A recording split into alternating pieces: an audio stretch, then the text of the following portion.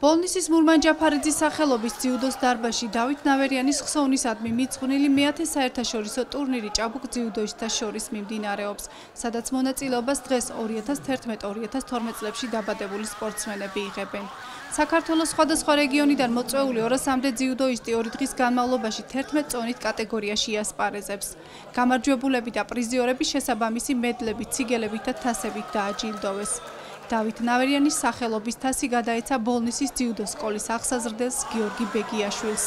ეს შეჯიბრება ჩატარდება 2 დღე, დღეს 14-ში, ესე იგი ჭიდაობენ 2011-12 წელს დაბადებული ჭაბუკები და ხვალ უფრო პატარა ასაკი ჭიდაობს 13-14 წელს დაბადებული ჭაბუკები. მთელი რეგიონი საქართველოს მასშტაბით არის ჩამოსული.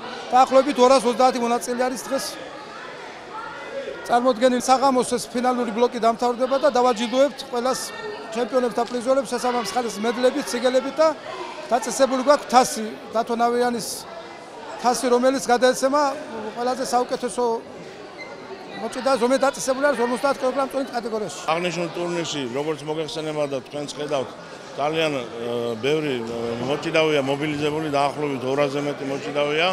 საკმაოდ ორგანიზებულად მიმდინარეობს, დიდი მადლობა მინდა უთხრა ამ შეჯიბრის ორგანიზატორებს, მობილიზებულები არიან როგორც ჟაჯები, ასევე გადაღება, რათა სამართლიანად ჩატარდეს აღნიშნული ტურნირი და დიდი მადლობა მინდა გადაუხადო ყველას, ვინც აი ამ შეჯიბრის და ღონისძიებას გაუკეთა ორგანიზება. ეს ხელს შეუწყობს როგორც დიდ სპორტსმენად ჩამოყალიბებას, ასევე ჯანსაღი ცხოვრების წესით დამკვიდრებას და ჯიუდოს პოპულარიზაციას. დავით ნავერიანი იყო მრავალგზის ჩემპიონი და პრიზიორი ძიუდოში, სამბოსა და ქართულ ჭიდაობაში.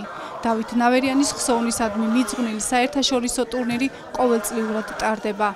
ეს დღე ძიუდოს ფედერაციის კალენდარშია შესული. ტურნირი ბოლნისის მუნიციპალიტეტის, მერიისა და საქართველოს ძიუდოს ფედერაციის ხელშეწყობით ტარდება.